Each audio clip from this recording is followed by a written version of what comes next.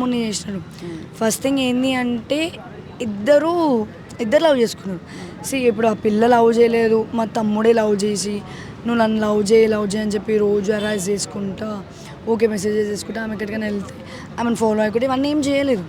పిల్లకి ఇష్టం ఉంది కాబట్టే మా తమ్ముడిని వదలను, వాళ్ళ ఫ్యామిలీ నుంచి ఎంత ప్రెషర్ వచ్చినా ఆమెకి మా తమ్ముడిని వదలొద్దు అని చెప్పి ఫిక్స్ అయింది కాబట్టి తను మా తమ్ముడికి చాలా సపోర్ట్ చేసింది. ఇది ఒక కాల్ రికార్డింగ్ కూడా బయటికి రావడం జరిగింది. అంటే ఆ కాల్ రికార్డ్ మీకు ముందేమైనా ఐడియా ఉందా, లేకపోతే జస్ట్ ఇప్పుడు ఈ ఇష్యూ జరిగినప్పుడు తర్వాత బయటకు వచ్చింది? ముందు తెలుసు.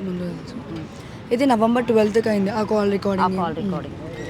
సో ఆమెని ముందే లైక్ ఏమంటారు ఉండి ఒకటేసారి నువ్వు కాలేజ్కి పోవద్దు, నువ్వు ఫోన్స్ యూజ్ చేయొద్దు, ఎవరితో మాట్లాడొద్దు, ఇంట్లో నుంచి బయటికి వెళ్ళొద్దు అని చెప్పడం జరిగిందండి. తన దగ్గర ఉన్న ఫోన్ అవన్నీ తీసేసుకున్నారండి.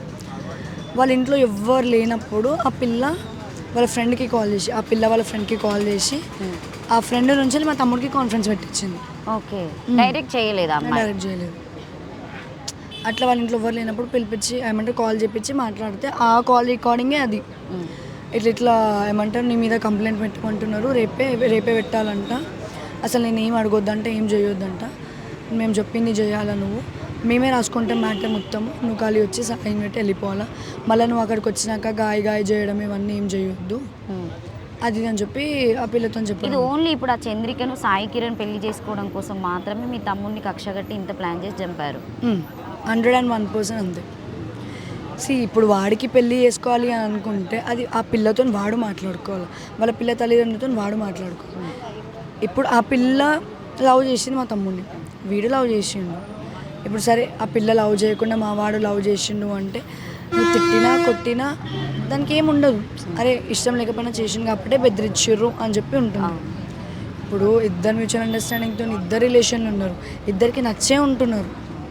సో ఇప్పుడు ఒక మనిషికి ఇష్టం లేదు అని చెప్పినాకనైతే ఆ మనిషి అయితే ఆపోజిట్ పర్సన్కి ఇష్టం ఉంది కదా అని చెప్పి చేసుకోలేరు కదా.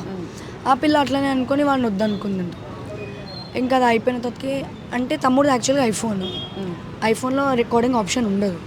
సో ఏం చేసినాడంటే తమ్ముడు చెల్లి ఫోన్లో నుంచి రికార్డింగ్ చేసుకో, తమ్ముడు ఫోన్లోనే స్పీకర్ ఆన్ చేసి చెల్లి ఫోన్కి రికార్డింగ్ చేసినాడు.